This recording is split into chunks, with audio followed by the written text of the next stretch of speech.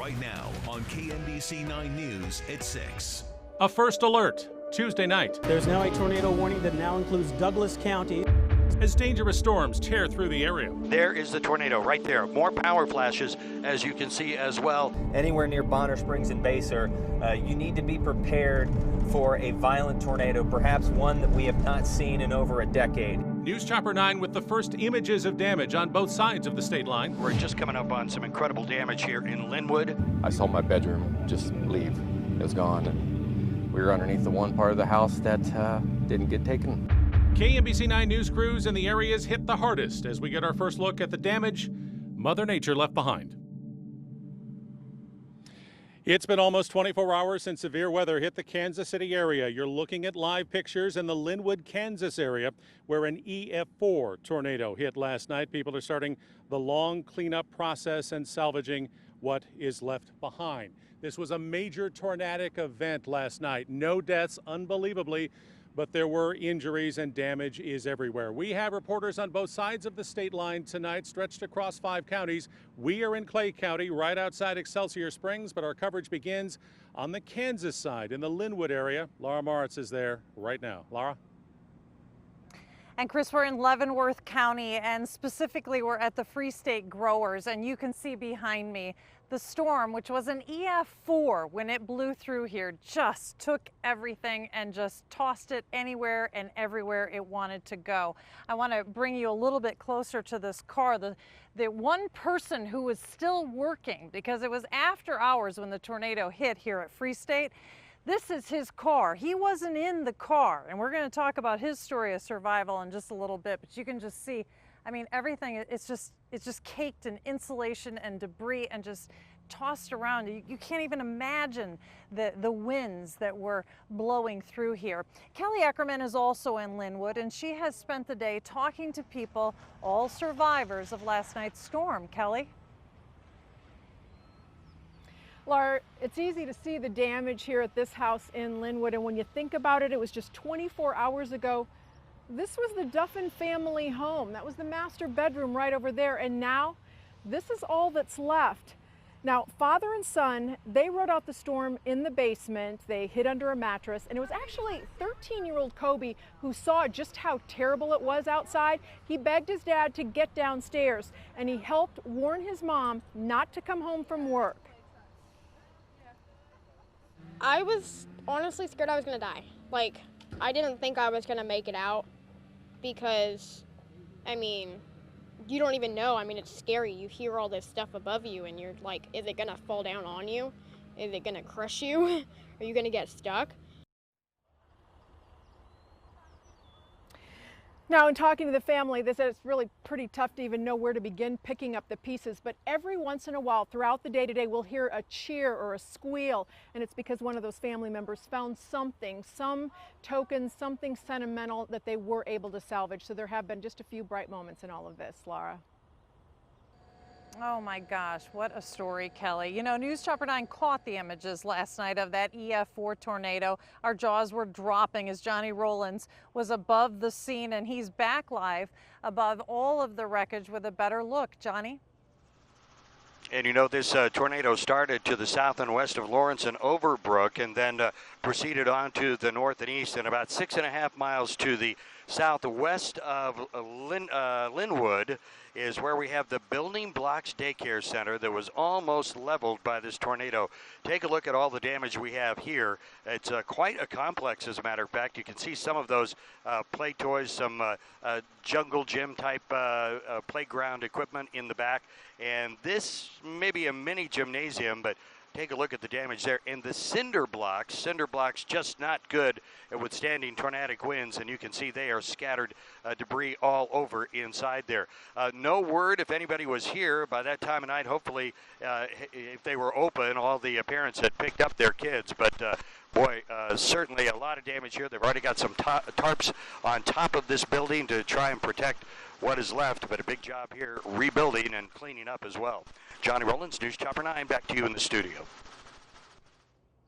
And Johnny, you know this, but you know the storm, it hit Douglas County first before it came here to Linwood. And KMBC 9's Michael Mahoney joins us from Douglas County, where emergency management is now reporting really only 17 people were hurt. And when you consider the damage, that just seems like a miracle, Michael.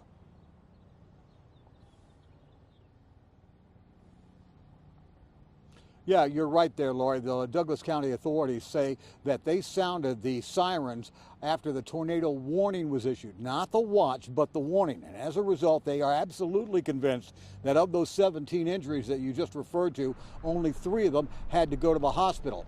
Now, the Douglas County Emergency Operation also says that about 160 homes or structures were damaged by the tornado, 46 with heavy damage, 20 to 25 moderate damage. Almost 100 others were also hit. The worst of the damage zones have roadblocks still, and that's to let utility crews repair the major power lines that were torn up by the storm, including some transmission lines. Still, the county sheriff, Ken McGovern, thinks the warnings and the broadcast alerts worked. Because I'd just gotten home from work and I started hearing the sirens go off, and it wasn't 10 minutes later when I was out heading out, there was nobody in town. I mean, the roads were clear. Everybody, I assumed, was headed to their basements. And that's why McGovern and others believe no fatalities here, and 17 injuries, a relatively low number, because people took the warnings that they received seriously. Very few people around here tried to bluff this one out. Laura, back to you. All right, Michael, and it really, that is a silver lining in all of this, to be sure. Now, this tornado just kept on going. I mean, we did not think it was going to stop. Chris Katz is in Clay County, where people are picking up there. Chris?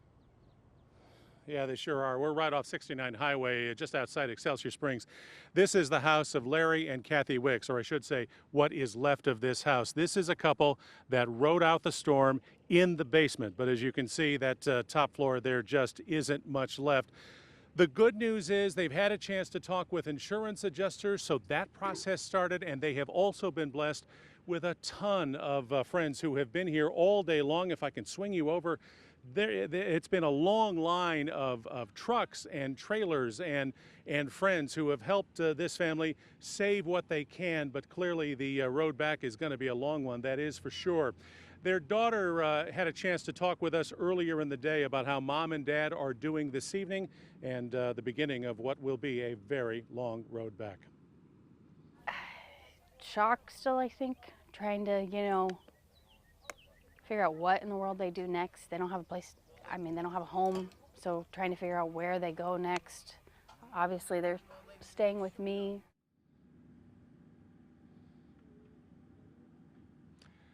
Our William Joy is also part of our live coverage up here in Clay County this evening. William? Chris, that tornado continued northeast from where you are, right here to Mark Connolly's home. He's got about 90 sheep here, and during this storm, he kept them all inside this barn. But take a look at this. There's no wall to the barn anymore. There's no roof. Somehow, none of those sheep were hurt, but he is missing 2 kittens right now and obviously has very serious damage. Parts of his home, parts of neighbors' home are just scattered across his property. He's lost roofing, he's got broken windows. He was actually set to close on selling his home next Tuesday. Looking at the trees, you can really tell just how damaging, how powerful this tornado was. Giant trunks are just twisted around. Conley was sheltered in his garage, but could see his van being moved by the wind. The trailer just outside got flipped over. Listen to how he describes it. You always hear people say it sounded like a train. Yeah. It sounded louder than a train. It sounded like an engine winding up, yeah. And it was sounded like it was alive. Chris, the front of the barn's actually right here next to me, lying on the ground. You talked about the neighbors helping neighbors. That's what we've been seeing. We've also seen crews trying to get the power back up over here. There's certainly a feeling in talking to people like there will be a recovery, a long one, but a recovery and a thankfulness that, as you mentioned, no one was hurt. Chris? William Joy also live up here in Clay County this evening. Let's bring in Chief Meteorologist Brian Busby. Brian, we were tracking this story for several hours last night, that is for sure. An EF4 on the Kansas side and EF2 here in Clay County. It certainly was one of those, and as you noticed, it was a long night where it stayed on the ground for a little bit of time. We had to track it from about, say, the southwestern corner of our viewing area almost, moving its way from Osage County to just the south of Lawrence.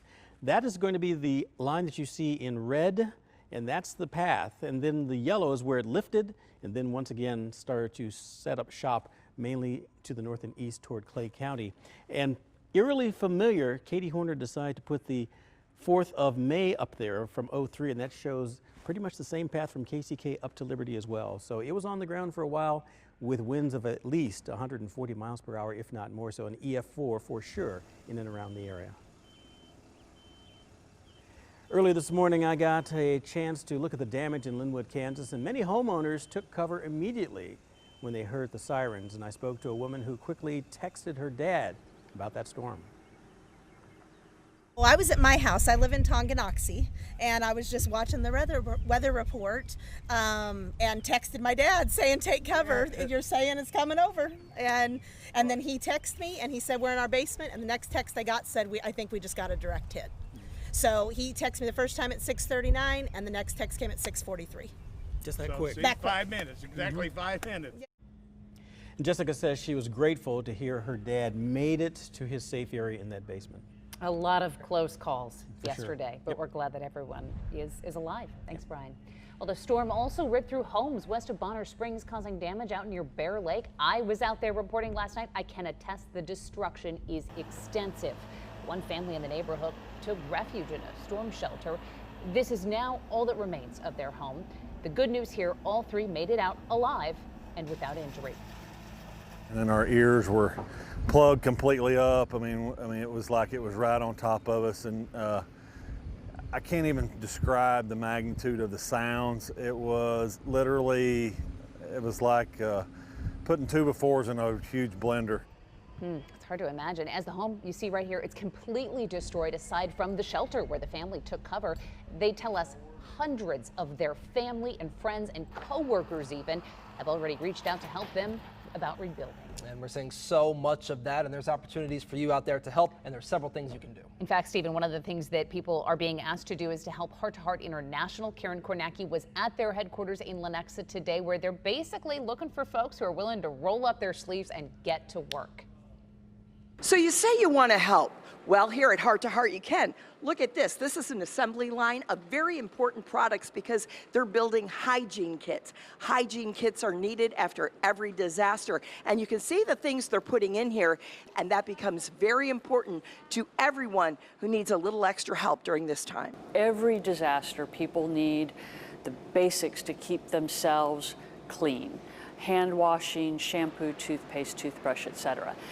We keep an inventory here, but we go through them by the hundreds of thousands. So the best way for people to help is to come out to our new headquarters and volunteer to build kits. Building more hygiene kits is a great way to help out your neighbors, and it's a great way to have fun and come in and do something that's meaningful and contribute back to your community. So if you would like to help volunteer, all you have to do is go to the Heart to Heart Facebook page, and you can sign up for tomorrow to help assemble those kits.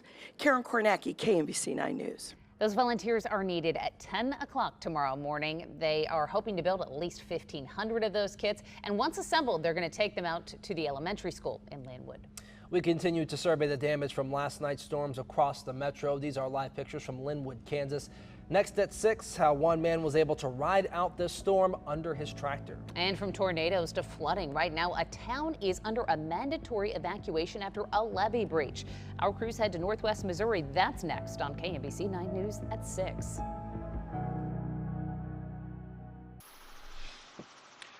And welcome back. We're live in News Chopper 9, just about 3 miles, maybe 2 miles to the north and west of Eudora, as we're taking a look at this field. And with these bigger tornadoes, the higher circulation, the stronger winds, it actually can scour these fields, and you can see some of the swirl marks now making your way up towards, well, where it completely obliterated a house right there, especially intense. Look at how narrow that is, and just a little bit past that is where this house, this farmhouse, was leveled, the trees down, and a couple of them stripped as well.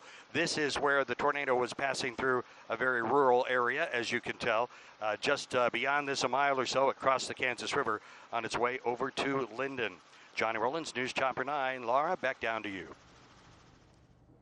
Well, and Johnny, you know, here at Free State Growers, they had closed up shop for the day, except for one employee, and that's Leaksandro. And that is Leaksandro's car right there. Now, he was not in that car. And his coworkers and his bosses affectionately call him a workaholic. Instead, he crouched near this tractor right here, which they actually dug out of the rubble earlier today. And Matt Evans spoke to him, who says, by the grace of God, he's alive tonight. A bird's eye view from Skyview 9 shows the true scope of destruction. The entire Free State's Growers complex ripped to shreds. Debris found more than 50 miles away, like this broken pot that somehow landed in Smithville. I don't have anything to compare it to. It's just what you see on television, you know, the stories that you see and hope that you never actually encounter. The company's owner says it's impossible to find the words to describe what he's seen. He's just happy nobody was hurt. Luckily, this happened in the evening, after hours, and you know, we have up to 40 employees. So had this happened earlier in the day, it could have been a real catastrophe, and it didn't, and that's why I'm very thankful for that. Although it was after hours, one employee, Alexandro Gamboa, was still inside when the tornado hit.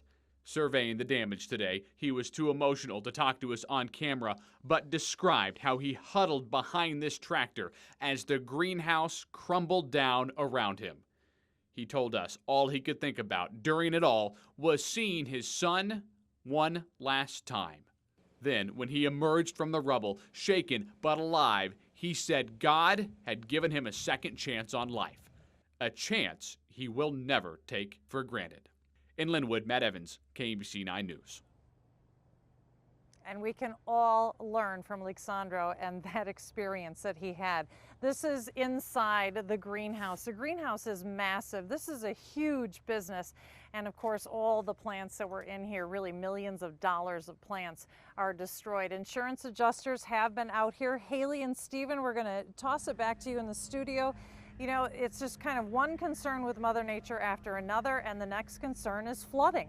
Yeah, that's exactly right, Laura. We had this big storm last night. You see the destruction, but the rain that came with it is just causing more issues, and it's a big concern for people in Missouri. Yeah, no reprieve. Right now, 300 roads are covered in water. This is the latest traveler's map from MoDOT. All of those red dots, those are closed roads because of flooding. And for the second time this year, I-29 is closed just north of St. Joseph all the way to the Iowa border. If you're traveling this week, make sure you check this map on MoDOT's website before you leave. Tonight, a mandatory evacuation is in place for the town of Craig, Missouri. Flooding is a major concern there. Matt Fleener shows us where a levee outside of town started to break. It's just a matter of time before it goes. Along 59 Highway, Craig City Councilman Bruce Eidecker kept his binoculars close. Well, that little stream just keeps getting a little bit bigger all the time. He saw a levee showing the first streams of a crack, knowing it's the only thing between the Little Tarkio Creek and Craig, Missouri. You can see just how high the water is along the Little Tarkio Creek. It is so high because there are other levee breaks up here in northwest Missouri. Sandbags, they're loading sandbags. The crunch of every sandbag, a familiar sound this spring. Today, prisoners on work release added more to the piles to keep water from going under the interstate. We need a break. We can't keep living like this. Craig has already flooded once this year, so they worked. Well, yeah, it's like a little waterfall now. Watched today, too, hoping it wouldn't happen again. How you doing with all this? One day at a time. That's all you can do. In Craig, Matt Fleener, KMBC 9 News. Residents are still under mandatory evacuation orders until officials are confident the levee will hold. Exclusive live radar and 9-day forecast, so you'll know first. This is First Alert Weather. And speaking of heavy rain, here are the estimates from the radar. And you notice with some of those mustard colors, yellow colors, that's every bit of 2 to 4 inches. And then when I actually kind of push on it with the mouse, it kind of tells me exactly what is happening there. 4.2 inches with that query, 2.2 just to the north of Trenton. Now, these are estimates, so there may be some individual rain gauges and yards where you have a little more than that, but anyway you look at it, this is just in the last 24, but you know this area has been socked, and we've been tracking this for a while. We have broken the all-time record May in Kansas City. We're at 1281. We had to get to 1275, so that establishes a new record for the wettest May in Kansas City in recorded history. A lot of clouds, not much in the way of rainfall currently with our City View cameras. The backdrop, 68 degrees, 78% humidity, northwest winds now at 6 miles an hour, so the front's moving through. We have some 60s and 70s, 70 for example in Warrensburg, 68 in Sedalia, 70 for Ottawa. We'll continue to drop off a little bit, and with all the rain we've had, won't rule out the possibility of a little bit of fog by tomorrow morning. First Alert Future Scan also picking up the possibility of a stray shower or thunderstorm, mainly east and southeast of the city. These are going to be fairly light. You go farther to the east, or Columbia, Jefferson City, California, Missouri, and others, that's where there was a severe thunderstorm watch. We don't have to worry about severe weather here. We will clear out gradually. You'll see that northwest flow taking over. That'll bring in some cooler air and some drier air, so it will be a little less on the humid side. 50s in the morning with that chance of fog. 68 by noon, 74 by 6 p.m. with a partly to mostly sunny sky out there, and maybe a slight chance of a shower coming in by the afternoon hours on Tuesday, but that one also does not look severe either. So your Friday will get near 80 degrees, by Saturday 82. A storm chance coming in on Saturday. Most of Sunday looking dry, 81. Maybe a stray shower early on. Monday, isolated storms. The pattern changes a little bit, but we're still going to be wet. We could still get some heavy amounts of rain from this, but it does not look like it's a severe pattern necessarily, but getting wet for the first portion of the work week, the first full week in June as you're heading through. 60s and 70s in the morning and afternoon highs as warm as close to 90 degrees by Tuesday. Hy-Vee is stepping up with the tornado relief effort. Starting today, Hy-Vee grocery stores in Lawrence are accepting donations for people impacted by the tornadoes. You can drop off money at the customer service at the locations on Clinton Parkway or West 6th Street. All proceeds go to the Red Cross. Cleanup efforts continue here in Linwood, Kansas, in front of the Levy household, where you can see it took a direct hit. This tornado stomped on this area, leaving its footprint. But she has some advice on the next thing you should do whenever you hear that your area is under a tornado warning. Oh, heed. If they break in and say warning, listen, because you never know. And the interesting thing is that X number of years ago, 10 years ago, there was a little tornado that went through just to the south of us. Okay. About 3 or 4 years ago, a tornado went through just to the north of us and took out that guy's all his walnut trees. And I jinxed myself. I said, third time's the charm. It hit us right on. One other thing, after heeding that warning, try to get to the interior, lowest level possible. Because as you see behind me, a couple of the walls on the outside didn't make it, but the interior looks like that's your safest option. Reporting from Linwood, Kansas, I'm KMBC 9 News Chief Meteorologist Brian Busby. Well, this is just wild. The U.S. is now close to setting a record for the most days in a row with 8 or more tornadoes. Now, because of that, storm sirens are getting a lot of use. Remember, sirens are to alert people who are outdoors, not indoors, and they only go off for a few minutes and are not constantly sounding until the threat ends. That's very important. There are still many areas around our viewing area that don't have sirens, so you need to have another warning system like a weather radio, in addition to a cell phone with the KMBC 9 app where you can set alerts to your location. More video coming in now from Skyview 9. We continue our expanded 6 o'clock newscast following Tuesday's dangerous tornado outbreak. We check back with our crews on the recovery efforts and, more importantly, how you can help.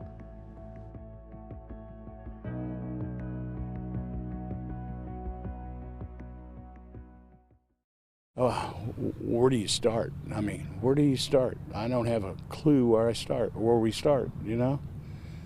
I mean, I got a lot of family and friends willing to help me, but I don't know what to tell them right now, you know? It's just a state of shock. I was in shock I didn't sleep a wink last night. And I'm Laura Moritz, live in Linwood, Kansas, and I can guarantee you the owner of Free State Growers didn't sleep a wink last night either. This is where the EF4 tornado just plowed through, toppled over this nursery. Now, we've been telling you the story about Alexandro this afternoon and into the evening. He was the lone employee left here last night when the storm hit. He was on that tractor. He hovered underneath the tractor. Now, this is where the tractor was when the storm hit. You see that gap and all this rubble? Well, everything was standing, and then the tornado blew through, and he took cover with that tractor, hoping to survive the storm, and his managers were totally frightened. He said he had 2 words, and it was thank God. So somebody from up above told him this is where he needs to be. So yeah, I saw him this morning, and it was one of the, you know, he's kind of a strong guy anyway, and it was the biggest bear hug that, you know, and it's fantastic. And all of the people who work here, there's 40 people who work here, were just hugging, and they were even laughing and just kind of celebrating the fact that they're all alive. They are all going to help rebuild this nursery. In fact, they're ready to sell poinsettias come Thanksgiving weekend. That's how determined they are to rebuild. Now, the storm first hit south of Lawrence. That's about 20 minutes from where I am, and that's where we find KMBC's Brian Johnson tonight. Brian? Yeah, Laura, we're at the Bird home, and we wanted to show you their garage. Take a look inside through this broken window. You can see the garage doors are bent in on themselves from all of the wind, and there's debris inside. If I step out of the way on this side, this boat was lifted up and shoved up against the side of their home. This EF3 tornado hit when it hit here, just with very powerful winds. They had just taken this boat out of the cave so they could detail it, get it ready for the summer. This is some of the damage up the street. The Hart family had just finished renovations, new paint, new roof, new deck. It's all been destroyed.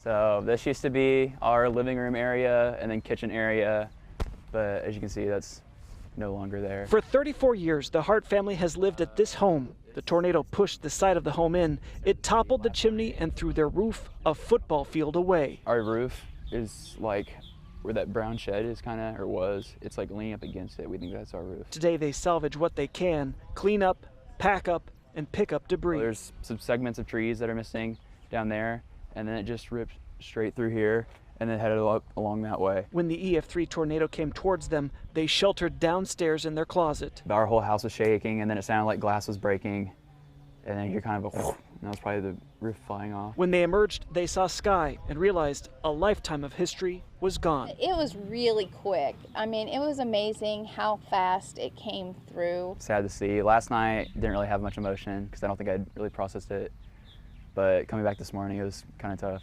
Just knowing I've been here my whole life and I'm not gonna be here anymore. A lot of houses on this street are just like that. Live pictures you can see through the roof of this home. Now, Garrett Hart said when he woke up, he thought it was like a dream, but when he looked through his home, he knew that it wasn't a dream.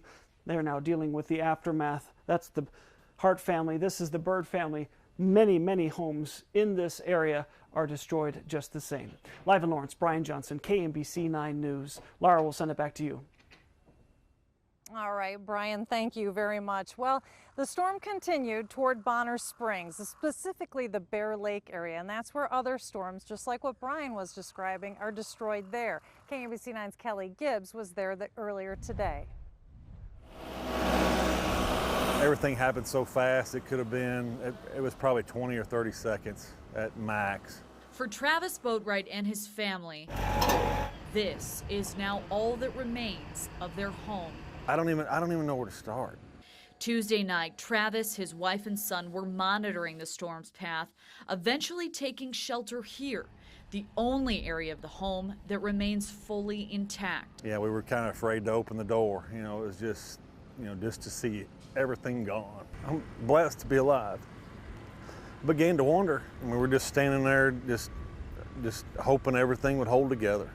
Miraculously, his family held together without injury. Many of their belongings now scattered across yards or destroyed. I mean, this is community. This is what America was based on, it's helping people. So, I mean, that's the reason why we hang the flag. Hundreds of friends and neighbors reaching out, pitching in to help. Good people out here, helping out. With no signs of surrender. I don't know how to put it into words. I mean, I'm happy to be here. Live to fight another day. In Bonner Springs, Kelly Gibbs, KMBC 9 News. It's just that kind of resolve that we've heard from each and every person that we've come across today. And it's also a matter of everyone helping everyone, and that is helping as well. We talked to the owner just a little bit ago, and he said, after you leave, just remember, we're still here. Now, some of the debris that you see here stayed in place, more or less. Some of it blew all the way to Clay County, and that's where we find Chris Katz. Chris? Right outside Excelsior Springs, an EF4 tornado where you are on the Kansas side. This was an EF2 tornado here, peak winds of 115 miles an hour. And behind us, a common scene, especially in this part of Clay County. Utility crews cleaning up downed power lines, trying to restore service, especially out here in this rural area of Clay County. That isn't an easy job, that is for sure. We don't have nearly the volume of damage in Clay County that people are seeing, especially on the Kansas side. That's not to say there aren't examples of significant damage behind me. This EF2 tornado wiping out this house behind us, and there is more damage up here as well. Let's go to KMBC 9's William Joy, who is also in Clay County right now. William? Chris, you can see the power crews. We can hear the chainsaws in the background. We're at Mark Conley's home right now, where he's found everything from bank statements to toys, and obviously more than his fair share of trees or branches across his yard. In fact, his side fence here spent the night catching pieces of his roof and neighbors' roofs. We were walking around assessing the damage with him. We actually found a flag on the ground, which he's now proudly put back up on a pole. But the main thing you notice walking around are the trees, the damage in the background. Some look like they've been taken out of the ground or just twisted around. Now, fortunately, no one here in Clay County was hurt, but Conley described what his home was like when the tornado was nearly on top of him. And I heard a roar. And I walked to the southwest to look around the corner because it sounds like it's coming from over there. And it is, and it gets louder and louder. It's dark, it's cloudy, you can't really see it. I raised the garage door. I said, I better maybe step in here for a minute. Then I stepped back out and peeked around, and then in about 30 seconds time it had picked up the trailer and turned it sideways, and the van was dancing, and the trees were coming out of the ground and slamming into the van, and the carport that was over the top of these lamps here took off through the sky. We've been talking about the resolve of people and communities on both sides of the state line. And when you drive up and down Washington School Road here or on Highway 92, you do see a lot of this damage, but you also see a lot of people helping. That's just true everywhere. Chris? William Joy also live up here in rural Clay County tonight. Want to bring in First Alert Chief Meteorologist Brian Busby. And Brian, it is interesting to note that this is a storm that followed a somewhat similar path to that May 4th, 2003 tornado that we all remember. Absolutely, as you were talking about earlier, near Lawrence, at least that was the one on the 8th of May. But as we go from KCK up toward Liberty and then farther to the north, that's where this one went, toward Excelsior. But it was pretty much eerily right along KCK. Remember, it was up in the clouds yesterday, but that was not the case as it started to move through on that May 4th day. Some stats specifically about this tornado: 170-mile-per-hour winds, almost on the ground for 32 miles, no fatalities because of that advance warning, I believe, 17 injuries, and almost an hour on the ground per se. Things are going to be calming down. You're going to see that reflected into the weekend forecast in a few minutes. And we are live at News Chopper 9 now, giving you a long-distance look at Bonner Springs High School. That is about less than 2 miles away from where we've seen the last significant damage at the tail end of this tornado event, at least here on the Kansas side, with some damage here. Again, just probably about 3 or 4 miles to the north and east of Linwood. Some outbuildings taken down here. Obviously, the tornado had really weakened by the time it got here, but still a little bit of damage, debris in a lot of the fields between here and the high school, but no more damage. That is how close this tornado came to hitting Bonner Springs last night, and oh so lucky in that regard, the residents there. Johnny Rollins, News Chopper 9. We'll be back right after this. There are so many homes that have been damaged or destroyed here in the Linwood area of Leavenworth County, Kansas. And of course, this business, of course, is destroyed as well. This is the Free State Growers. This is a loading dock where there were several trucks that were all ready to be headed out and delivering plants to places all over and all the places that buy their plants. All of this damage, you think, I don't know how it's ever going to get picked up, but help is on the way. KMBC 9's Karen Kornacki went to the Baser-Linwood School District, where, of all things, sports teams are now stepping up. Out here in Linwood, some of the sports teams are actually helping. This is the bass fishing team, and you can see they found a canoe that was wrapped around the pole. They're out here doing everything they can to help with the cleanup. A lot of our district was affected by it, so helping out family, friends, and anyone who really needs some help out here. What have you come across? What have you seen? Oh boy, most of it's just, tin from barns and things like that, things that fall apart real easy. Some of the crazy stuff we've seen was like picture albums, things like that, that really kind of hits you home. So it's been really tough, but we're just glad to be able to come out here and help, and we're just really thankful that no one really got injured. So how many kids are here with you helping to do all this? Let's see, we got 5 or 6 kids right now, along with some parents. This fishing team has been working since 8 o'clock this morning, finding scraps of metal everywhere and then loading it up here in this pile so they can get rid of it and help clean up this area. From Baser Linwood, Karen Kornacki, KMBC 9 News. And we're live in Linwood, Kansas, that was just hit so hard by the EF4 tornado. And you know, businesses are picking up, like right here at Free State Growers. But there's also lots of families in this area that are trying to pick up what's left of their homes. And that's where we join Kelly Eckerman. Laura, you said it earlier, it's almost hard to describe what it's like to be here because everywhere you look, there's damage. Over here, a severely damaged house. Right over here, a house that's completely destroyed. And you know, as we go along the highway, people's personal belongings, their clothing, their valuables, they're all piled up in the ditches all along the roadways. Now, just across the highway here, the McLaren family came home to find half their house had blown away. Fortunately, mom, dad, the 3 kids, they were not home at the time. But Aaron McLaren, who lives there, he's a nurse. And his first concern at the time was getting his patients to safety, getting them into the hallways at Providence Medical Center. So it wasn't until much later he learned of all the devastation here. I think just the hardest part, is just the mementos, like the things that you can't replace, the cards that we've given each other, the letters or the pictures that have been drawn, some of the things that your kids do or your wife or I do for her that you can't replicate because it was tied to a moment in time, just as much as the house is. And Aaron's still here trying to salvage some of those mementos. He does say that it's been hard on his young children to see all of the damage here, but everyone survived. That's what matters. And right now, he's just grateful for all those folks who are stepping up to help his family. We'll be right back.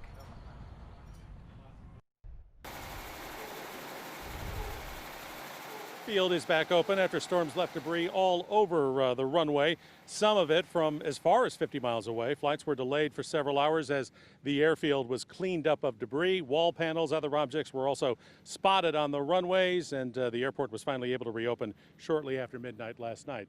After an event like this, one of the most common questions that people ask is, what can I do? The American Red Cross is accepting donations to help people affected by this tornado. You can call 1-800-RED-CROSS or text the word Red Cross to 90999, and that will make a $10 donation.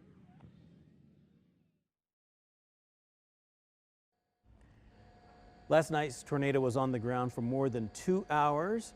KMBC was on with continuous coverage for over 5 hours to keep viewers safe. It all started with a first alert. I think this is a large and extremely dangerous tornado. Oh, there it is. Oh, you can see it plainly see it now.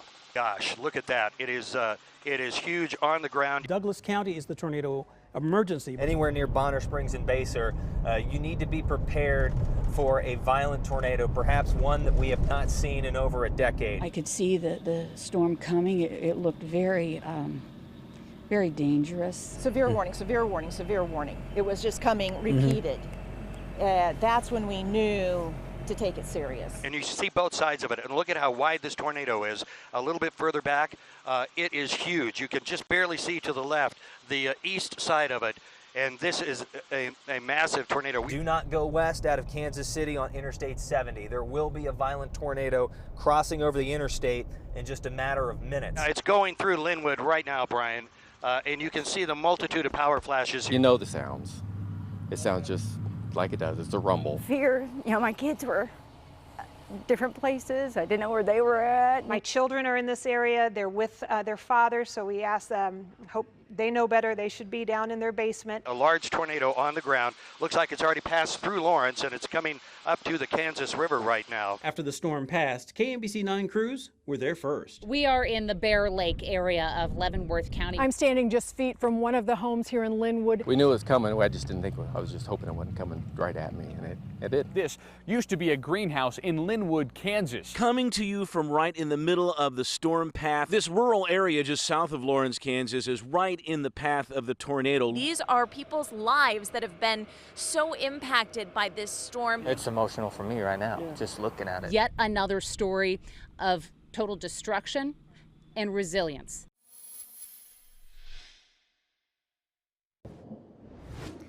Well, one day is down, a full day of sunlight for people to assess what is damaged, what is salvageable. And now the emotional toll will really start to take its toll on people here. We have seen this happen before, but with the resilience of everybody together, it's going to happen and they're going to clean up. Chris? More stories to tell on our social media pages, our Facebook and Twitter pages, and of course at KMBC.com. We'll see you at 9 on KCWE and at 10 right here on KMBC.